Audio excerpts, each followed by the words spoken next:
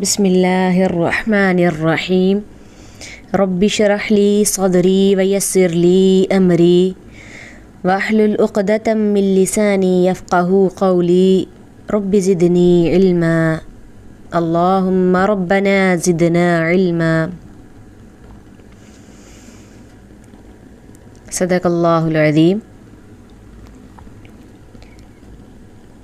اسلام ایک مکمل دین ہے جس میں ہماری زندگی کے تمام شعبوں میں اللہ اور رسول اللہ صلی اللہ علیہ وسلم نے ہمیں احکامات اور ہدایات دیے ہیں۔ ہمارا مذہب صرف عبادت تک محدود نہیں ہے، اس میں جہاں عبادات اعمال کا بیان ہے وہاں پر ہمیں یہ بھی بتایا گیا ہے کہ انسان اپنے معاشرے میں کس طرح سے زندگی بسر کرے، لوگوں سے کس طرح کے معاملات کرے، کس طرح اپنے آپ کو اخلاقی برائیوں سے محفوظ رکھے۔ غرض یہ کہ معاشرہ، اخلاق، آداب اور تہذیب یہ ساری چیزیں بھی اسلام کا حصہ ہے۔ آج اکثر لوگ نمازیں پڑھ لیتے ہیں، روزہ بھی رکھتے ہیں، سارے فرضی کام کرتے ہیں، لیکن ان کا اخلاق اور آداب سے دور دور تک کوئی واسطہ نہیں، کوئی تعلق نہیں۔ تو ہمارے معاشرے میں جو اخلاقی برائیاں پائی جاتی ہیں، دو پچھلے لیکچر میں آپ نے سنی تھی، جو دو پچھلے لیکچر گزر چکی ہیں، کون سی تھی وہ دو برائیاں؟ جھوٹ اور غیبت۔ اب تیسری برائی جو ہمارے معاشرے میں بہت عام ہے، جو انسان کی نیچر میں ہے، انسان کی فطرت میں کوٹ کوٹ کر بڑھی ہوئی ہے، جانتے ہیں کیا ہے وہ؟ حسد ہے۔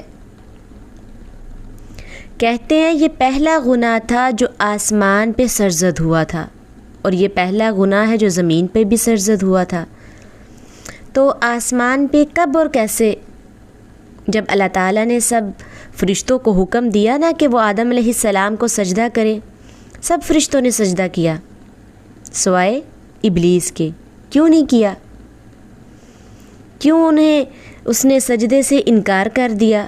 صرف اور صرف حسد کی بنا پر۔ وہ اپنے آپ کو بڑا سمجھتا تھا، کیونکہ اللہ تعالیٰ کا بہت عبادت گزار تھا نا، تو اس نے کیا کہا تھا؟ انا خیر منہم، میں اس سے زیادہ اچھا ہوں۔ جب اسے پتہ چلا کہ اب انسان کو زیادہ اہمیت ملنے والی ہے تو اسے سخت ناگوار گزرا۔ اب ایسے ہی ایک بچہ ہے، جب تک اس کا دوسرا بہن بھائی نہیں آتا اس دنیا میں تو سارا پیار، ساری امپورٹنس، سارا لاڈ اس بچے کو ہی ملتا ہے۔ تو جب کوئی اس کا دوسرا بہن بھائی آتا ہے تو وہ پیار اور امپورٹنس اس دوسرے بچے کو، چھوٹے بچے کو ملنا شروع ہو جاتی ہے۔ کوئی بھی آتا ہے اس چھوٹے سے لاڈ پیار کرتا ہے، اسے اٹھاتا ہے، تو جو بڑا ہے وہ اس چیز کو محسوس کرتا ہے کہ میری جگہ تو اس نے لے لی ہے، تو پھر وہ جیلسی فیل کرتا ہے، وہ چڑچڑا ہو جاتا ہے، اپنے چھوٹے بہن بھائی کو مارتا ہے، ماں کی گود سے نکال دیتا ہے، خود بیٹھے یا نہ بیٹھے اس کو نکال دیتا ہے۔ اسی طرح ابلیس نے جیلسی، حسد کی بنا پر اللہ کا بھی انکار کیا اور ذلت و رسوائی اور سزا کا مستحق ہوا۔ پھر اپنی برائی پہ ڈٹ گیا، اس نے توبہ نہیں کی تو اللہ تعالیٰ نے اسے جنت سے نکال دیا، حالانکہ اس سے پہلے وہ اللہ تعالیٰ کی بہت عبادت کرتا تھا۔ تو حسد کرنے والا ایک طرح سے تکبر کا شکار ہوتا ہے، وہ اپنے آپ کو ہی سب کچھ سمجھتا ہے اور وہ یہ چاہتا ہے کہ وہ ہر لحاظ سے دوسرے سے بہتر اور بڑا نظر آئے۔ اس وجہ سے وہ کیا کرتا ہے؟ دوسرے کو نقصان پہنچانے کی بھرپور کوشش کرتا ہے۔ اس طرح انسان کے باہم تعلقات خراب ہوتے ہیں، خاندانوں کے اندر، معاشرے کے اندر فتنہ فساد ہوتا ہے، اور پھر اسی طرح انسان طرح طرح کی نفسیاتی بیماریوں اور مشکلات کا شکار ہو جاتا ہے۔ اور جب آدم علیہ السلام کے زمین پر آنے کے بعد اللہ تعالیٰ نے ان کو اولاد عطا کی، ان کی اولاد میں سے حابیل اور قابیل ان دونوں کے درمیان جھگڑا ہوا، یعنی زمین پر پہلا حسد، وہ بھی حسد کی بنا پر جھگڑا ہوا۔ ان دونوں نے قربانی کی تو ان میں سے ایک کی قربانی جو ہے وہ قبول ہو گئی اور ایک کی نہیں ہوئی۔ اس بات پر ان بھائیوں کا آپس میں جھگڑا ہو گیا۔ ایک نے کہا کہ میں تمہیں مار ڈالوں گا، مجھے برداشت نہیں ہے، جس کی قربانی قبول نہیں ہوئی تھی۔ تو اسی بات پر اس نے اپنے بھائی کو قتل کر دیا۔ تو گویا اس قتل کی بنیادی وجہ بھی کیا تھی؟ حسد۔ حسد کی تعریف کیا ہے؟ حسد کی ڈیفینیشن کیا ہے؟ کسے کہتے ہیں حسد؟ کسی صاحب نعمت کے پاس کوئی نعمت دیکھ کر یہ خیال ہونا کہ اس کے پاس نعمت ختم ہو جائے، میرے پاس آئے یا نہ آئے، اس سے غرض نہیں ہوتی حاسد کو۔ اب آپ کے پاس کوئی نعمت ہے تو کسی کو خواہش ہوئی کہ میرے پاس بھی ہو، تو اس کو کہتے ہیں رشک۔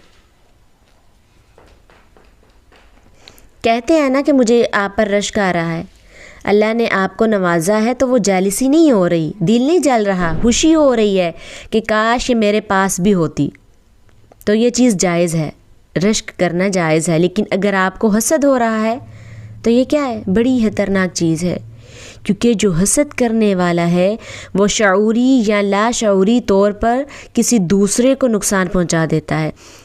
تو اللہ تعالیٰ نے اس سے پناہ مانگنے کا حکم دیا ہے۔ کس سے؟ حاسد کے حسد سے۔ وَمِن شَرِّ حَاسِدٍ إِذَا حَسَد، حسد جو ہے وہ صرف دنیاوی معاملات میں نہیں ہوتا بلکہ دین میں بھی ہوتا ہے، دین کی نعمت پہ بھی کیا جاتا ہے۔ تو ہم دیکھتے ہیں کہ رسول اللہ صلی اللہ علیہ وسلم سے حسد جو بنی اسرائیل کی طرف سے ہوا، یہود کی طرف سے ہوا، قرآن میں اللہ تعالیٰ فرماتے ہیں ام یحسدون الناس علی ما آتاہم اللہ من فضل، کہ یہ لوگوں سے حسد کرتے ہیں اس پر جو اللہ تعالیٰ نے ان کو اپنے فضل سے عطا کیا ہے۔ تو یہود کا یہ حسد نبی صلی اللہ علیہ وسلم سے ہی نہیں تھا بلکہ آپ کے فالوور سے بھی تھا، آپ کے پیروکاروں سے بھی تھا۔ تو آج تک اس کے اثرات نظر آتے ہیں۔ اللہ رب العزت قرآن میں ارشاد فرماتے ہیں ان اہل کتاب کے اکثر لوگ محض حسد اور بغض کی بنا پر تمہیں ایمان سے ہٹا دینا چاہتے تھے اور واپس کفر کی طرف پھیرنا چاہتے ہیں۔ یعنی ان لوگوں کا خیال یہ تھا کہ آخری نبی ان کی نسل سے آئے گا۔ جب یہ اعزاز انہیں نہیں ملا تو انہوں نے ضد میں آ کر رسول اللہ صلی اللہ علیہ وسلم کی نبوت کو پہچاننے کے باوجود انکار کر دیا۔ قرآن میں آتا ہے نا ایک جگہ کہ یہ لوگ جو تھے وہ اپنی اولاد سے بھی زیادہ، اپنے بیٹوں سے بھی زیادہ نبی کو پہچانتے تھے، آخری نبی کو پہچانتے تھے، اور پہچاننے کے باوجود انہوں نے صرف حسد کی بنا پر آپ کی نبوت کا انکار کر دیا۔ اور ابو جہل کے انکار کی وجہ، بنیادی وجہ یہی بتائی جاتی ہے کہ نبی صلی اللہ علیہ وسلم قریش قبیلے سے آئے اور قریش قبیلے کے پہلے ہی بہت سے اعزازات ہیں اور یہ بھی اعزاز ان کو حاصل ہو گیا۔ تو ابو جہل کو اس بات سے حسد ہوا کہ قریش قبیلے کو ایک اور اعزاز مل گیا۔ اب جو حسد ہے وہ کس کس سے کیا جاتا ہے؟ کیا کوئی الگ طرح کے لوگ ہوتے ہیں جن سے حسد کیا جاتا ہے، یا کوئی خاص قبیلے کے ہوتے ہیں؟ نہیں، بلکہ ہر صاحب نعمت سے حسد کیا جاتا ہے۔ نبی صلی اللہ علیہ وسلم نے فرمایا اپنے ارادے کی تکمیل میں رازداری سے کام لو، کیونکہ ہر صاحب نعمت حسد کیا جاتا ہے۔ جس کو بھی کوئی نعمت ملتی ہے اس سے ہی حسد کیا جاتا ہے۔ اب آپ دیکھیں کون ایسا ہے جس کے پاس کوئی نعمت نہ ہو؟ ہر کسی کے پاس کوئی نہ کوئی نعمت ہے نا، بلکہ کچھ لوگوں کے پاس کامن نعمت بھی ہوتی ہیں۔ مثلاً ہم سب الحمدللہ دیکھ سکتے ہیں، بول سکتے ہیں۔ اب کسی کی آنکھیں ہم سے زیادہ پیاری ہوں اور اس وجہ سے اس کو کوئی اہمیت مل رہی ہو تو ہم سے یہ برداشت نہیں ہوگا۔ کسی کے پاس زیادہ علم ہے، اس سے حسد۔ کوئی زیادہ امیر ہے، اس سے حسد۔ کوئی کسی شعبے میں ہم سے آگے، اس بات پر حسد۔ کیا کوئی ایسا انسان بھی ہوتا ہے جو کسی سے حسد نہ کرے؟ اپنے آپ کا جائزہ لیں کہ آپ کو کبھی حسد ہوا یا جیلسی ہوئی؟ پتہ کیسے چلے گا کہ ہم حسد کر رہے ہیں؟ اس سوال کا کیا جواب ہوا کہ ہر شخص کے اندر کسی نہ کسی درجے پہ یہ بیماری موجود ہے. کچھ لوگوں کے اندر کم لیول کی ہوتی ہے، کچھ کے اندر بہت زیادہ، کچھ تو بالکل بڑے ہی حسد سے ہوتے ہیں، لیکن کسی نہ کسی درجے پر ہر شخص حسد کا شکار ہوتا ہے. اب پتہ کیسے چلے گا کہ میں حسد کرتی ہوں کہ نہیں؟ کسی کی نعمت دیکھ کر میری کیفیت کیا ہوتی ہے؟ ایک طریقہ یہ ہے جاننے کا کہ جب کسی کی تعریف کی جاتی ہے تو میری کیفیت کیا ہوتی ہے. اور خصوصاً حسد جو آپ کے برابر کے لوگ ہیں نا، ان کے ساتھ ہوتا ہے. یعنی ایک پیشے کے، ایک فیلڈ کے، یا ہم عمر، یا کلاس فیلوز، یا پھر آپس میں کزنز کا جو رشتہ ہے. عموماً حسد جو ہے وہ رقابت میں پایا جاتا ہے. ہمارے بڑے، ہمارے بزرگ ہم سے حسد نہیں کرتے. ہمارے عمر کے لوگ، ہماری فیلڈز کے لوگوں میں حسد پایا جاتا ہے. جو ٹیچرز ہیں ان میں حسد ہو سکتا ہے. بہن بھائیوں میں کسی نہ کسی بات پہ حسد پایا جاتا ہے. جیسے حضرت یوسف علیہ السلام کے بھائیوں نے ان سے حسد کیا اور اسی حسد کی بنا پر ان کو ان کے باپ سے الگ کر دیا. کس انتہا تک پہنچے یہ حسد کی؟ کس انتہا تک پہنچے؟ بھائی کو قتل کرنے کے منصوبے بنائے، کنویں میں جا کر پھینک آئے، الزام تراشی کی. کہاں تک برائیوں نے جنم لیا، صرف ایک حسد کی بنا پر. کیوں؟ ہمارے باپ کی توجہ ادھر کیوں ہے؟ صرف اس وجہ سے حسد کیا. اب حسد مومن کو ہوتا ہے یا نہیں؟ اب آپ دیکھیں، مومن جھوٹ نہیں بولتا، وہ بہت بچتا ہے جھوٹ سے، غیبت سے، لیکن کسی نہ کسی درجے پہ جا کے حسد کا شکار ضرور ہو جائیں گے. اگر دنیا کے معاملے میں نہیں تو دین کے معاملے میں حسد آ جائے گا. فلاں جو ہے بڑا عالم بن گیا ہے، بڑا فاضل بن گیا ہے، اور ہم پیچھے رہ گئے ہیں. جب کوئی انسان کسی سے حسد کر رہا ہو تو اس کے فیس ایکسپریشن سے پتہ چل جاتا ہے. مثلاً جب کوئی کسی کی تعریف کر رہا ہے تو حاسد کے چہرے پر آپ اثرات دیکھ سکتے ہیں. اس کی مسکراہٹ سے آپ کو پتہ چل جائے گا. ایک تو یہ کہ چہرے سے پتہ چلتا ہے حاسد کا، اور کیا کرے گا وہ؟ دوسری پہچان کیا ہے حاسد کی؟ وہ اپنی تعریف خود کرتا ہے، خود کرے گا اپنی تعریف، اپنی بات منوانے کی کوشش کرے گا، اپنا مقام جتانے کی کوشش کرے گا، اور ہر بات وہ اپنی منواتا ہے، ضد کرتا ہے، اپنے آپ کو برتر سمجھتا ہے دوسروں سے کہ میں بڑا سمجھدار ہوں، دوسرے جو ہے سارے ناسمجھ ہیں. یعنی آپ اپنا جائزہ لیں اور حاسد کو پہچانیں. اپنا جائزہ کہ آپ کے مد مقابل کی تعریف میں آپ کا ری ایکشن، اور حاسد کو کیسے پہچانیں گے؟ اس کے چہرے سے، اس کی گفتگو سے. آپ کو پتہ ہے حسد کی وجہ کیا ہوتی ہے؟ دل کی تنگی، عداوت، خود کو بڑا دیکھنے اور دوسروں کو چھوٹا دیکھنے کا شوق کہ سب مجھے جو ہے وہ میرے سے چھوٹے نظر آئیں، میں سب سے آگے نکل جاؤں، دوسرے وہیں کے وہیں رہ جائیں، رکے رہ جائیں. اللہ تعالیٰ نے سب کو موقع دیا ہے کہ وہ دوڑ لگائیں، آگے بڑھیں، کامیابی حاصل کریں. اب دوڑتے ہوئے یہ خواہش رکھنا کہ دوسرا پیچھے رہ جائے، یہ تو غلط بات ہے نا. آپ راستے عبور کرتے جائیں، جتنے کر سکتے ہیں آپ راستے عبور کریں، کوئی پابندی نہیں، لیکن دوسروں کو دوڑنے نہ دینا، یہ چیز غلط ہے. یہ چیز جو ہے وہ ناپسندیدہ ہے. اصل میں حسد جو ہے دل کی بیماری ہے. حاسد ایک مریض انسان ہے. ہر بیماری کا کوئی نہ کوئی نقصان ہوتا ہے نا، اور اس کا سب سے بڑا نقصان انسان کی اپنی ہی ذات کو ہوتا ہے۔ جس سے آپ حسد کر رہے ہیں اسے شاید پتہ بھی نہ ہو، آپ اپنے دل میں جل رہے ہیں، اکڑ رہے ہیں، غم زدہ ہیں۔ جس سے آپ نے حسد کیا اسے تو خبر بھی نہ ہوئی، آپ نے اپنے آپ کو نقصان دے دیا، ڈپریشن کے شکار ہو گئے۔ حسد سے بہت سی دوسری برائیاں جنم لے لیتی ہیں، مثلاً اس سے بد اخلاقی جنم لیتی ہے، انسان غیبت کرتا ہے، جھوٹ بولتا ہے، الزام تراشی کرتا ہے، دوسرے کو عزت و احترام نہیں دے سکتا، اگر دیکھا جائے تو قتل تک نوبت آ جاتی ہے۔ بہت سے کبیرہ گناہ کی بنیادی وجہ یہ بنتا ہے حسد۔ بعض اوقات جب انسان حسد کرتا ہے وہ خیر کو نہیں پہچان پاتا، صحیح راستے سے بھٹک جاتا ہے۔ اس بنا پر دنیا فساد سے بھر گئی ہے، ایک دوسرے کو ایکسیپٹ ہی نہیں کرتے ہم۔ حسد سے کیا فائدہ ہوتا ہے؟ نیکیاں ختم ہو جاتی ہیں۔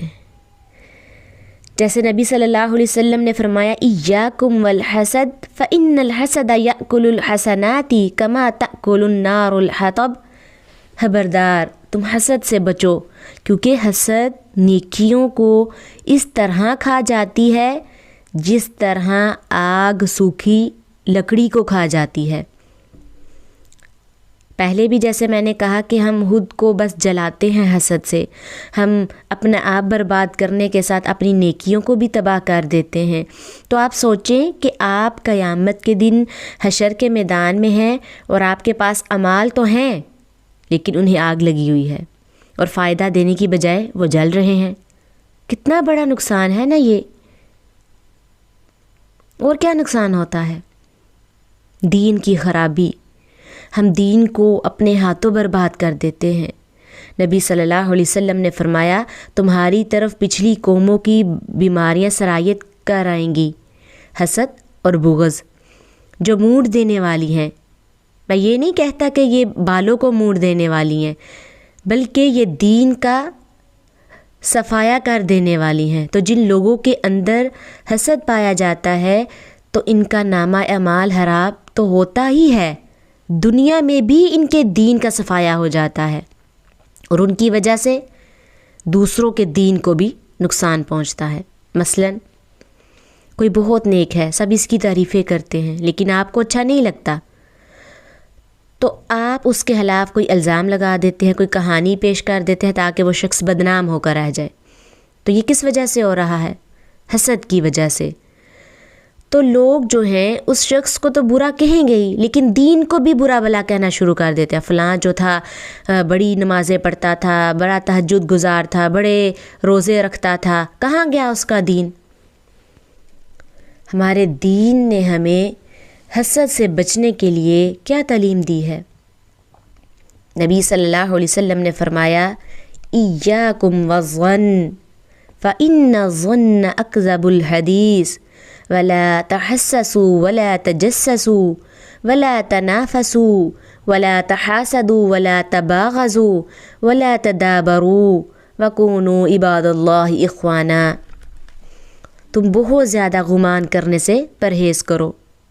فإن الظن اکذب الحدیث، کیونکہ گمان سب سے جھوٹی بات ہے۔ ولا تحسسوا، اور نہ ٹوہ لگاؤ۔ ولا تجسسوا، اور نہ تجسس کرو۔ ولا تنافسوا، اور نہ مقابلے بازی کرو۔ ولا تحاسدوا، اور نہ تم حسد کرو یعنی ایک دوسرے سے۔ ولا تباغضوا، نہ ایک دوسرے سے بغض رکھو۔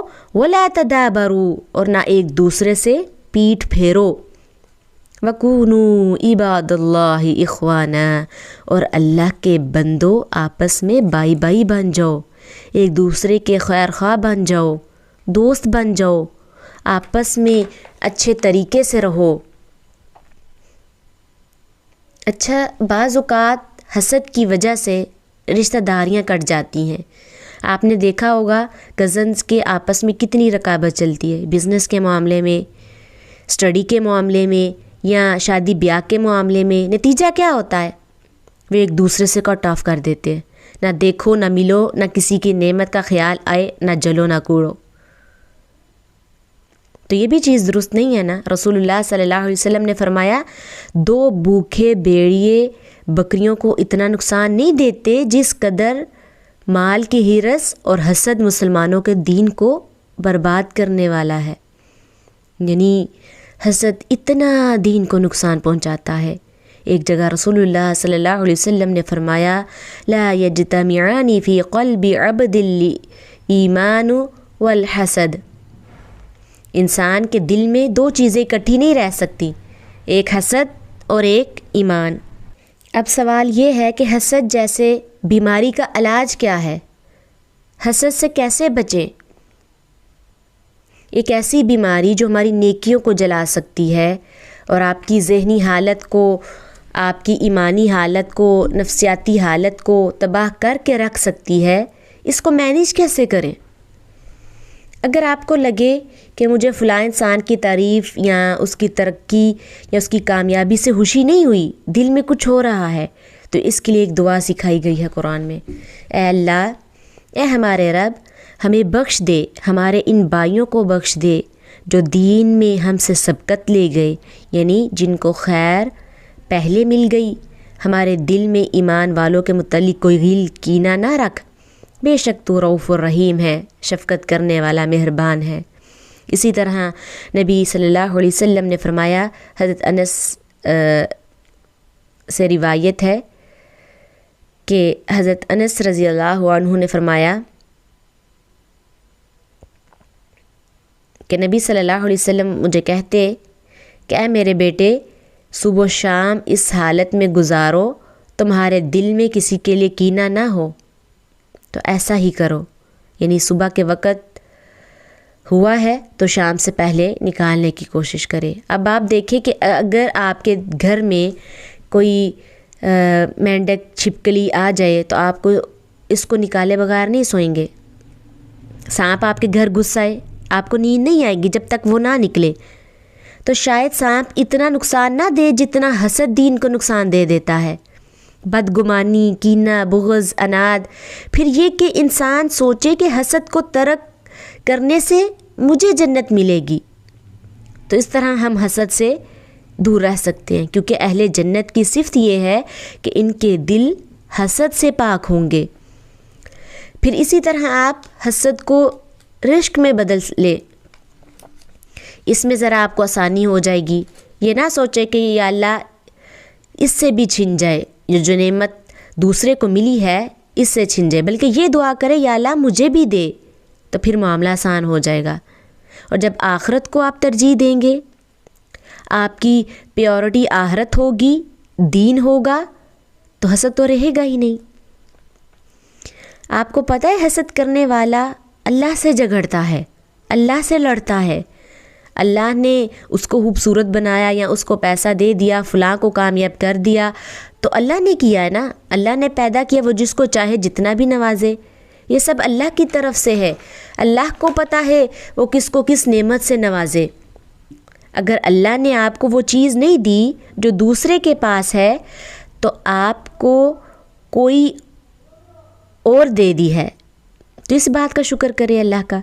کسی کو صحت دے دی، کسی کو مال دے دیا، تو حسد کا ایک علاج یہ بھی ہے کہ اللہ کی دی ہوئی صلاحیتوں کو سوچنا چاہیے۔ جو اللہ تعالیٰ نے ہمیں صلاحیتیں دی ہیں اس کے بارے میں سوچیں نا، بجائے اس کے کہ دوسرے سے حسد کرے۔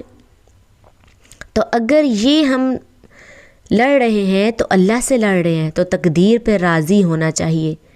اور ایک چیز یہ بھی سوچنی چاہیے کہ دنیا مسافر خانہ ہے، کسی کے پاس کتنی بھی بڑی نعمت ہے وقتی طور پر ہے، تھوڑے دنوں میں ختم ہو جائے گی۔ کسی کی خوبصورتی سدا نہیں رہنے والی، بڑھاپا بھی آنا ہے، اور نہ کسی کے پاس مال ہمیشہ رہنا ہے۔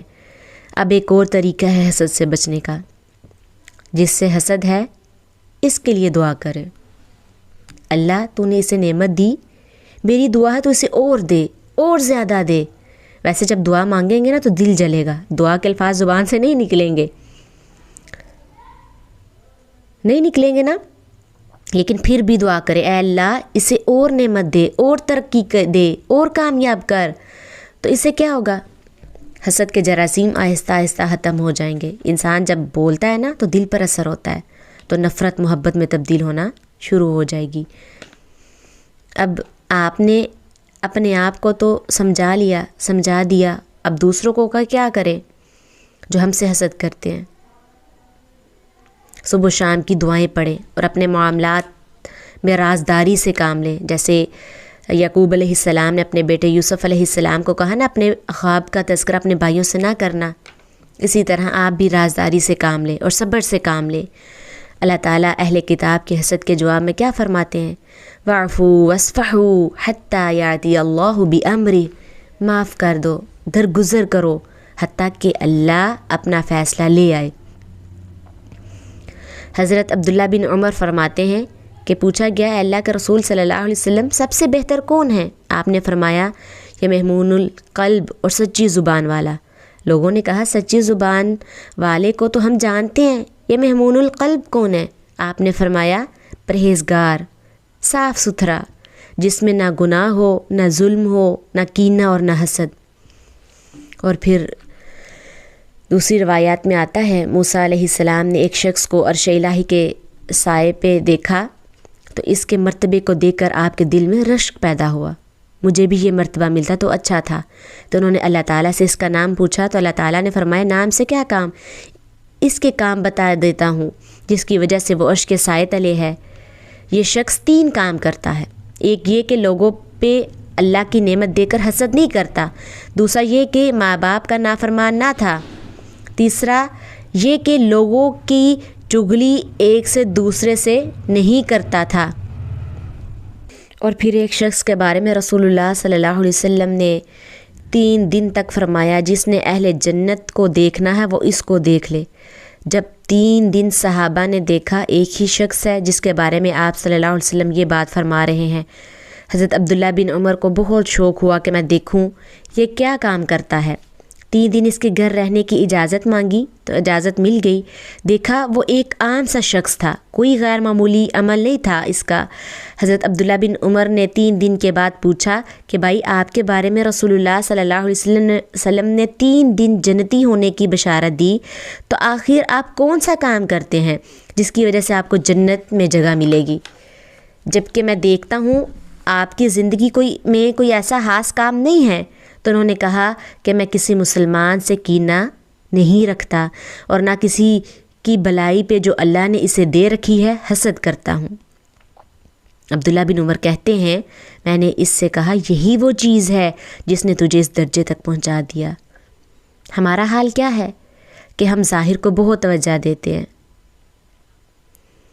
سورۃ اعراف میں اللہ تعالیٰ فرماتے ہیں ظاہر کا لباس تو ہے ہی، لیکن تقویٰ کا لباس، اور تقویٰ کہاں ہوتا ہے؟ اندر۔ باہر کی چیزوں کو تو ہم چھپاتے ہیں، لباس جسم کے عیب چھپاتا ہے، زیب و زینت دیتا ہے انسان کو، اسی طرح لباس تقویٰ دل کا لباس ہے کہ دل کے اندر جو بات ہے، جو غیبت ہے، حسد ہے، بغض ہے، کینہ ہے، عداوت ہے، بدگمانی ہے، ان کو بھی ڈھانپا جائے، ان کو بھی ختم کیا جائے اندر سے، جیسے ظاہری داغ دبے 2 کر ہم مٹاتے ہیں۔ مثلا انسان کے فیس پر کوئی داغ آ جائے تو کتنی ٹینشن لیتے ہیں، اس کو مٹانے کے لیے پورا ٹریٹمنٹ کرتے ہیں۔ اسی طرح اپنے دل کو بھی صاف کرے، اپنے دل کا ٹریٹمنٹ کرے، دل کو بھی داغ دبوں سے صاف کرے، اس کی صفائی ستھرائی کرے، صرف لوگوں کے سامنے ہی اچھے نہ ہوں بلکہ اس کے پیچھے بھی اچھے ہوں، حقیقت میں بھی اس